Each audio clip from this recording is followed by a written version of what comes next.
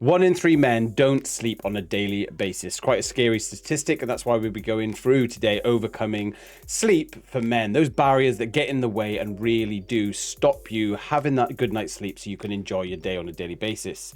At the end of this as well, we're going to be going through 4 amazing techniques that you can use, like training techniques to help you sleep so you can have that good, happy man, happy home lifestyle.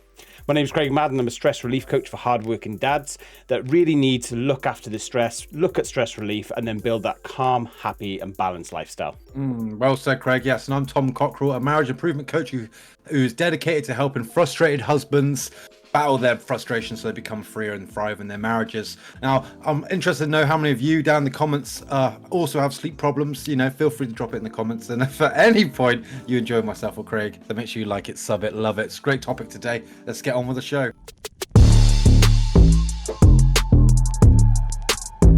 So like we said, over 60% of men are actually reporting at the moment that they're having frustrations when it comes to sleep, that they're waking up frequently through the night and they can't get to sleep on a decent time. This is quite like a big effect with stress and frustration, and it can affect not just you as the man, but it can affect your family life, can't it, Tom? Oh, yeah, 100%. I mean, you know, when you have a lack of sleep, you'll feel it back in yourself. You'll feel tired, you know, you'll start being more grouchy, more irritable towards your friends and your family, your children, your wives, you know, your people at work that you work with.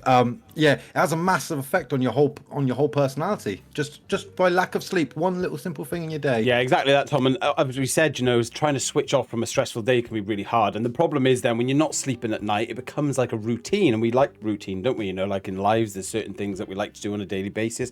And when you start getting to an evening or a nighttime where you're not starting to rest, you're not starting to slow yourself down, it becomes routine. Where at nights, especially for dads that may be worrying about tax or money or kids or wives, you know, worrying about them more than anything, you start to struggle to start that sleep pattern. So we're going to go into 4 major tips that you will take away from today, and you can write them down and seriously try using them, and then you'll be able to sleep better at night. And if you still can't do that, then you can always reach out to us. Our Facebook links are down below. But here's the first tip. Right, so tip number 1, what we can do here is create a sleep boosting environment. Now, what do I mean by sleep boosting environment? I mean, we don't want to have loads of lights on. We do not want the place to be lit up, loud music. We want something that can encourage us. So what does encourage us to sleep? Well, we can have the room nice and dark, get it into a nice comfortable environment. I also find that if your room is tidy or you're sleeping somewhere that's quite clean and tidy, it just has a natural effect on your brain as well. It makes it a bit of peace. I know that I speak to people that have got quite a cluttered bedroom, and they often have like really sort of a stressful environment to sort of try and relax in. So get your room nice and clean. You can also remove all your distractions. We're talking TVs, we're talking phones. It can be beneficial to have some form of white noise if that is what your preference is. Whatever makes you feel relaxed, you yourself will know you as a person. But what you really want to achieve is just creating that atmosphere that is just what you need to fall asleep. Something that makes you feel so relaxed, calm, and at peace. 100%, yeah, and I really do like that one. The next one we've got is sleep restriction training. It's really, really beneficial. Now, it isn't the easiest one to start off with, though. It's actually one of the hardest ones to start off, but as you say, hard work can come with easy times. So what you do, and the first thing you do, is that you set up a time that you're going to wake up in the morning. So it could be 6 a.m, and this is obviously dependent on your work. Let's say you've got to get up, you got to go to work at 8, get up at 6 or 5 a.m. And I know it sounds horrible already and you want to skip past the video, but yeah, you wake up and you force yourself to get waking up at that time. We'll talk about why it's so important. And you actually go to bed later than you normally would. So you could go for 12 p.m. midnight or something like that, and you only have then the 5 hours sleep. And you do that for a week. And what you do is that the more you do it, the easier it is to get up in the morning. That becomes your routine then. And all you're doing is you're pushing 15 minutes or 30 minutes, depending on how you're feeling through those weeks. And then you're pushing 15 minutes or 30 minutes backwards. So by the time it gets to a month or potentially 2 months, you could have gone back to going to sleep at 11 p.m, 10 p.m, something like that, and you're still waking up at that 5 or 6 a.m. The reason for this is it gives you that slow pace towards it. So like I said, the hard bit is at the beginning where you really have to try and shorten your sleep. But then you start getting used to it. And if you then fall off the trail a little bit, you just do it once or twice, and it's easier because you've got it's like a muscle memory, if you like, a sleep memory. You can go back into it. One thing I wanted to say around about this is snoozing as well. That just a little bit statistic for you, that actually snoozing makes you feel more tired throughout the day. So if you woke up to wake up at 6 and you woke up 10 past 6 and you snooze, you've now disturbed your sleeping cycle and you've confused your body into thinking it didn't have enough sleep. So as hard as it is, I've got an app called Alarmy on my phone where basically it wakes me up and I have to shake my phone or do a maths question on my phone for like 10 seconds for the alarm to turn off, and it then starts your brain, it starts you in the morning, then I drink some water and I'm up and good to go.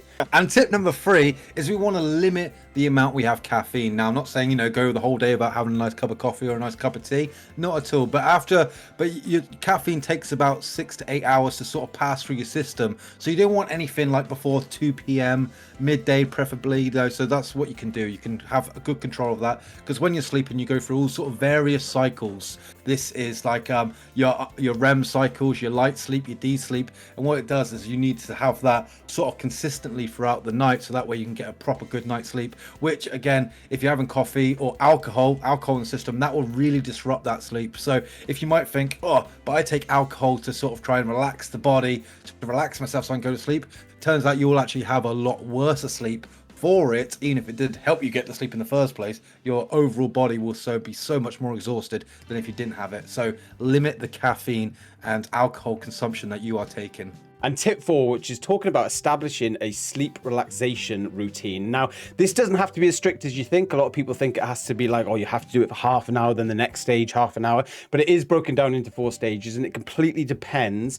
Usually the best sort of practice is more than 15 minutes to half an hour, because it gives you that time to fall into that stage. And let's talk about those 4 stages, shall we? So the stage 1 is calm. So basically, as you go into bed, and we're going to use the time of 10 p.m, at about 8 p.m, you start to think about calming yourself. So there's little things that you can do. It might be watching TV, could be playing Xbox, but I wouldn't recommend it if it's a game that's quite competitive.